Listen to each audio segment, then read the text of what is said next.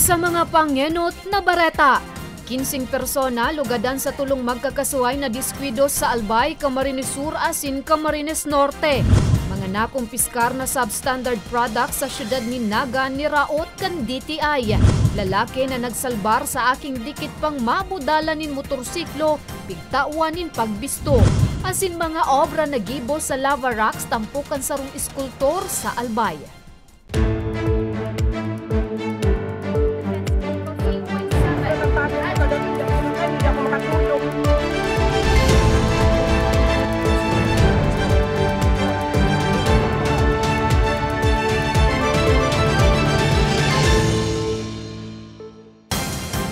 Maray na hapon, Martes, Oktubre 17, taong 2023. Uninaan mga baretang tatak, Bicol. Madadangugman ang mga baretang ini sa 88.7, Radyo Oragon Catanduanes asin 90.7, Radyo Oragon, Legazpi.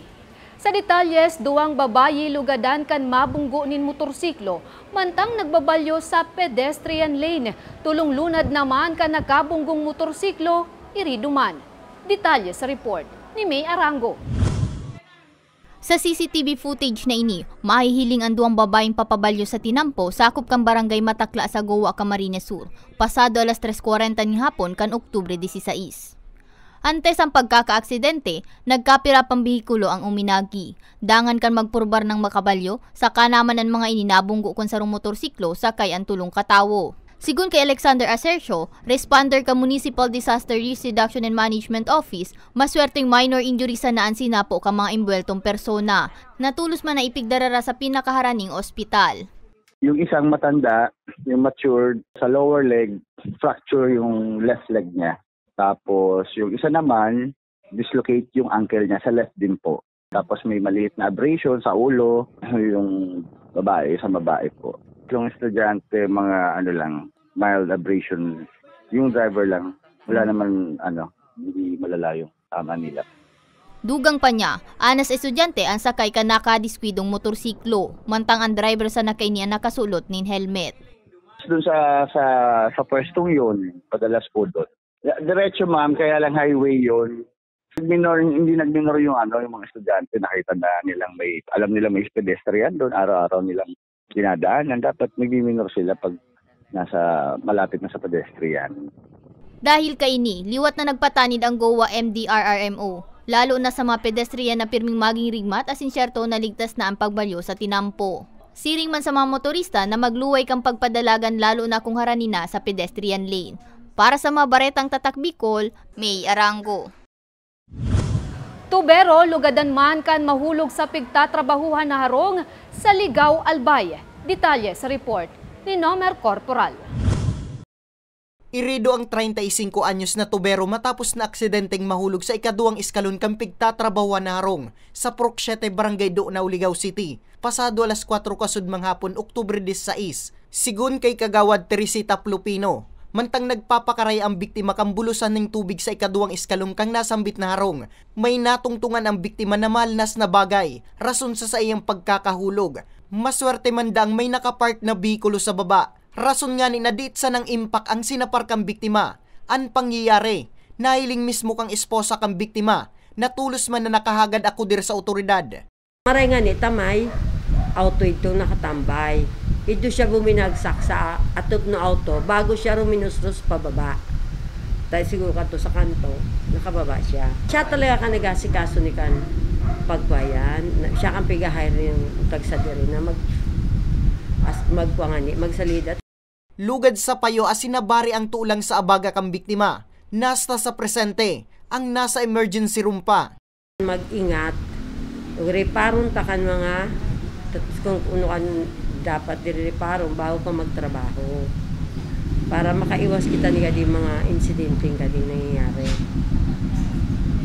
Inako naman kan tagsa diri kang pigtatrabahuan na harong an ibang gastuson sa ospital kang biktima. Nakatalaan man kaya na ipaiserarom ang biktima sa operasyon huli sa sinapo kaning bari. Dahilan kaini, bukas man ang pamilya kang tubero sa pinansyal na asistensyang pwedeng maitabang kang may mauyong buot. Para sa mga baretang tatak Bicol, Nomer Corporal. 400,000 pesos na kantidad nin mga nakumpiskar na substandard products sa syudad ni Naga ni Raot kan DTI. Detalye sa report ni May Arango. Niraot sa dain na mapakinabangan ang mga substandard na produkto na nakumpiskar kasudma sa mga tindahan sa Camarines Sur kan mga kabuuan ka Department of Trade and Industry Camarines Sur. Sigun kay Provincial Director J. Percival Ablan kan DTI Camarines Sur, ang mga nakumpiskar na produkto ang gikan sa 10 establishmento na napatunayan din ng nagpapabakal ng mga substandards na mga produkto sa nasabing probinsya. Kabali sa mga gamit na rinaot kan opisina, iyo ang mga recalibrated na kiluhan, Christmas lights, sanitary wares, asin mga construction materials na pigkakarkulong maabot sa 400,000 pesos. It ranges, ang pinakamababa is around 20,000 and it can go as high as probably mga 200 to 500,000. Depende kasi sa volume ng na-confiscate, depende sa involved na produkto, and depende sa kung ilang beses na siya nanadakpan. Kasi wala naman tayong power na ipasara. Ipipenalize lang sila, pero pag talagang medyo matigas yung ulo na every now and then lagi na lang nadadaki, we can recommend sa LGU na ipasara. Kasi ang may power lang na magpasara, ang local government unit. Katakod kay ni, liwat na nagpatanid si Ablan lalo na sa mga parabakal na maging mabusisi sa mga pigpapabakal ng mga produkto. May magiyaman dasin ng piglalatag nga ni masyerto ang kalidad kang produkto. Siring na dapat igwanin Philippine Standard o PS Mark. Kung gibo naman abroad, mas maray man nahanapon muna ang Import Commodity Clearance o ICC sticker. Pag nakabili sila nito, hindi sila nakakasiguro kung quality talaga ang produkto dahil hindi nga dumaan sa test, sa product quality test. So baka masayang lang yung perang ginastos nila. At the same time, it may endanger their lives or even properties. Diba? Kasi halimbawa, construction material siya, pwedeng ginamit sa bahay pero substandard pala, pwedeng ma-destroy or magiba yung bahay or edipisyo, di ba? Or pwedeng at the expense pa ng buhay ng tao. So to prevent that from happening, nagmo-monitor tayo to make sure na talagang yung magiging available sa market yung nakapasa sa Philippine National Standard. Okay. Dugang pa niya, posibleng maging rampante ining mo niya na holiday season, kaya mas lalo dang papaiguton panindaan sa indang pagbabantay. Nga ni day mabiktima, pwedeng i-download ang ICC verification app kan DTI para mahiling kung lehitimo ang quality marks o bako. We have to be vigilant as consumers. And vigilance comes with responsibility. So, and then at the same time, yung dapat i-empower natin yung sarili natin sa pamamagitan ng mga information na pwedeng makatulong sa pagdesisyon natin pang araw-araw. So kung alam natin yung PS Mark, ICC Mark, which we regularly post sa mga FB accounts ng DTI. At the same time, may mga consumer training tayo na kung saan isa rin ito sa mga dinidiscuss. So kailangan alam nila ito. In kaso naman na may maisihan na establishmentong nagpapabakal ng substandard na produkto, tulos dahil ning i-report sa indang opisina o sa nakakasakop na LGU. Para sa mga baretang tatak Bicol, May Arango. Duwang magkasuway na diskwido sa tinampo na itala sa Albay, asin Camarines Norte. Lalaki na nagsalbar sa aking dikit pang mabudalan nin motorsiklo, pigtauan nin pagbisto. Asin mga obrang gibo sa lava rocks tampokan sarong iskultor sa Albay. Yan, asin iba pang bareta sa samuyang pagbabalik.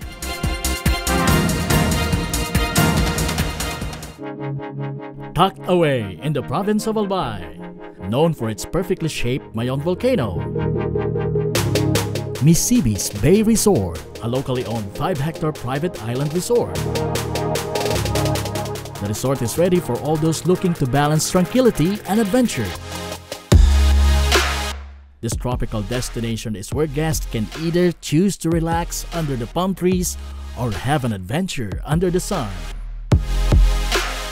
It features modern and luxurious rooms and villas, recreational facilities, and sophisticated services.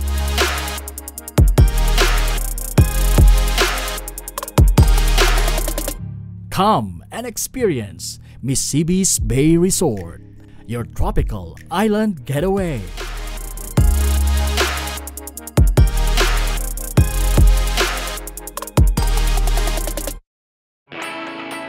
Naghahanap ka ba ng trabaho? Marunong ka bang mag-shoot ng video? Mag-edit? Magaling ka ba sa social media? Willing ka bang matuto? Graduate ng journalism o may alam na sa media? Apply na dahil naghahanap kami ng videographers para sa Camarines Norte, Sorsogon, Camarines Sur, Catanduanes at Masbate.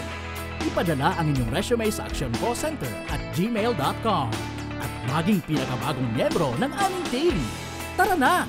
Apply na!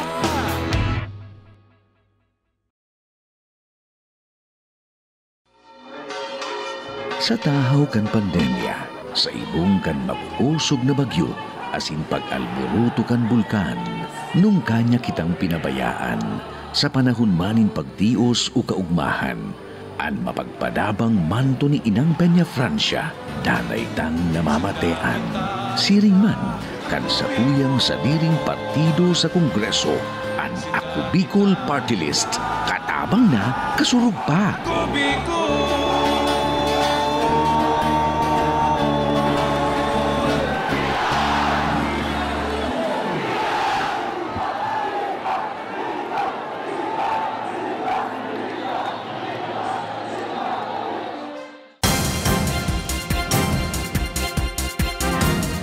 Nagbabalik ang Ako Bicol Online TV. 10 individual lugadan sa magkasuhay na diskwido sa Albay, Asin, Camarines Norte. Detalye sa report ni Nomer Corporal. Padagos ang pigigibong investigasyon kan Daraga Municipal Police Station sa nangyaring aksidente sa Barangay Salvacion na sakop kang Banwaan kan Daraga. Ini matapos na makabangga ang sarong service vehicle van sa sarong truck sa nasabing lugar. Pasado alas 4 ning maagahong kang Domingo, Oktubre 15. Sa inisyal na investigasyon kang otoridad, gikan Legazpi, asin pasiring sa Banwaan kan kamalig ang service vehicle kan sarong BPO company, kan makabangga sa kasabat na truck na pasiring man sa syudad kan Legazpi.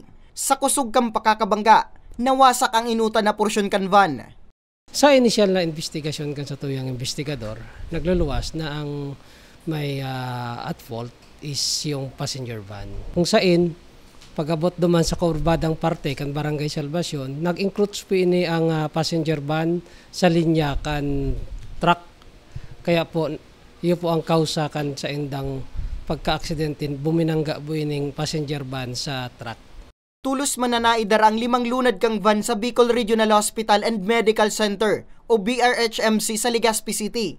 Matapos na makaskas na nakapagresponde ang mga personels kang MDRRMO Daraga. Mientras tanto, sa Labo, Camarines Norte, irido man ang 5 persona matapos na mahulog ang piglulunadang pick-up truck sa sarong ampas na sakop kang Purok 3 Barangay Dagit. Basado sa inisyal na investigasyon kang otoridad, gikan Cavite, pasiring ko tang Bicolo sa Banwaan kan basud nga ni Makilamay. Alagad man tang pigbabaybay kang Bicolo ang nasambit na tinampo. Kan may nilikayan subot ang Bicolo na naging rason tanga ni magduro-diretso ini sa gilid tinampo. Dangan mahulog sa ampas na pigkakarkulong nasa 15 piye ang langkaw.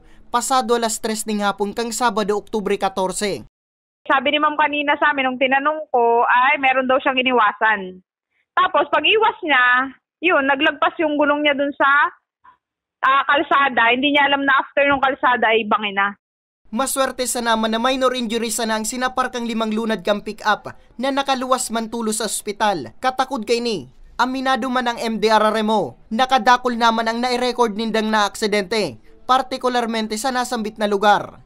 Actually, dahil sa sobrang haba, sir, ng highway, baga ng Labo halos nasa 60-65 kilometer, di ba? Pag tingnan mo kasi ang mapa talaga ng Camarines Norte, halos kalahati nun ay Labo talaga.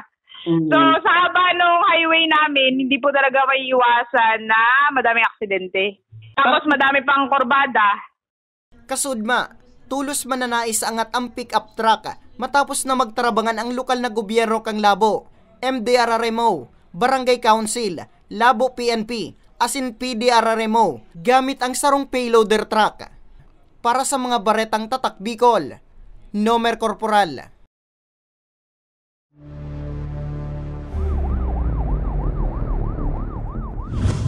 Lalaking nagsalbar sa sarong aki na dikit pang mabudalan nin motorsiklo sa Catanduanes, tinauwanin pagbisto. Detalye sa report ni Nomer Corporal. Nag-ani ning positibong komento sa social media ang lalaki na nagsalbar sa sarong aki nadikit pang mabudala ning motorsiklo sa Barangay San Andres, Bato, Catanduanes kang Oktubre 9. Sa CCTV, mailing ang sarong 4 anyos na aki na biglang nagbalyo sa ibong natinampo. Mailing man sa video, ang pagbukod digdining sarong lalaki, dangan ang mismong pagkakabangga digdi matapos ang ginibong pagsalbar sa aki. Ang lalaki sa video, iyo si Freddy Sumido Tapit, kang nasambit na lugar. Hulikan sa iyang ipinahiling na heroismo, kasabay sa ginibong flag raising ceremony kasudma, kang tawan man siya ning pagbisto kang lokal na gobyerno. Ang mismong pamayok ang BFP Bato Catanduanes na si Senior Fire Officer 4 Jose Machenzo, hanga nanggad kay Freddy. Since na nagkakaigwa ng mga emergency dito, siya lang po ang naaraman ng nagibo ng araw ito. Tama lang po ito kasi pig save niya yung bata po, no? Kasi kung hindi niya na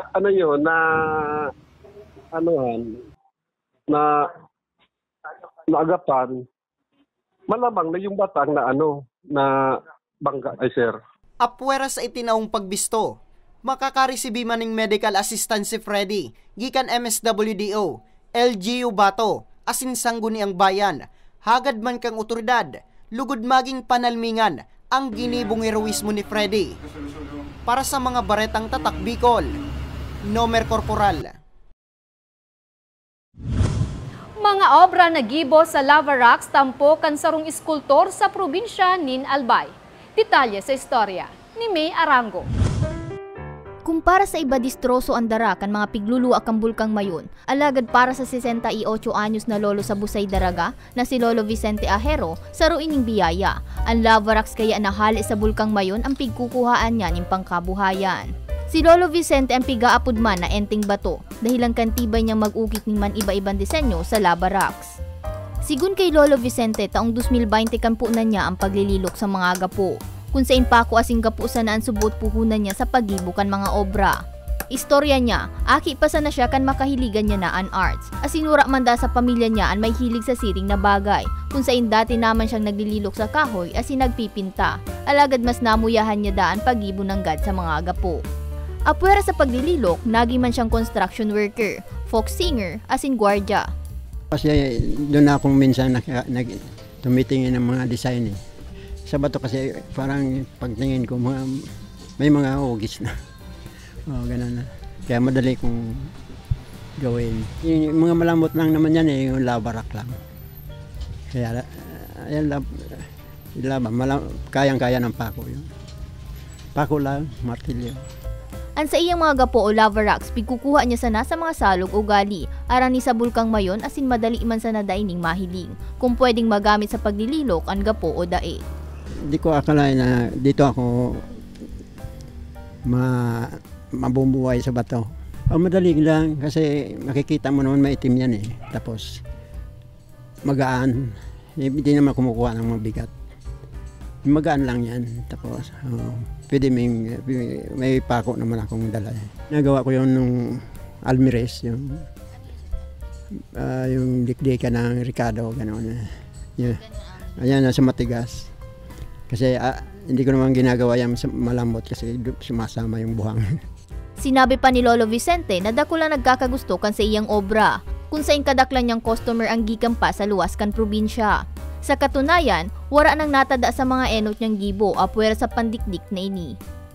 Gusto ko naman magturo sa mga kabataan kung sa mga may hilig din sa mga art. Sandali ko lang naman gawin yan, mga pagturo ng ganyan. Kaso, ang mga kabataan nyo may mga katamaran, hindi ko na kung ano mga kaisipan nila. Sa isip lang kasi ito eh. Mientras tanto, sa ngunya nasa pag-recover pa si Lolo Vicente sa nag-aging dakulang agyat sa iyang buhay. Matapos narapadunan rehiyon kang Bagyong Rolly kung sa inaanod ang sa iyang harong dahilan kang baha. Kung sa inang matanom niyang pigtitinda asin mga obra haros warang natada.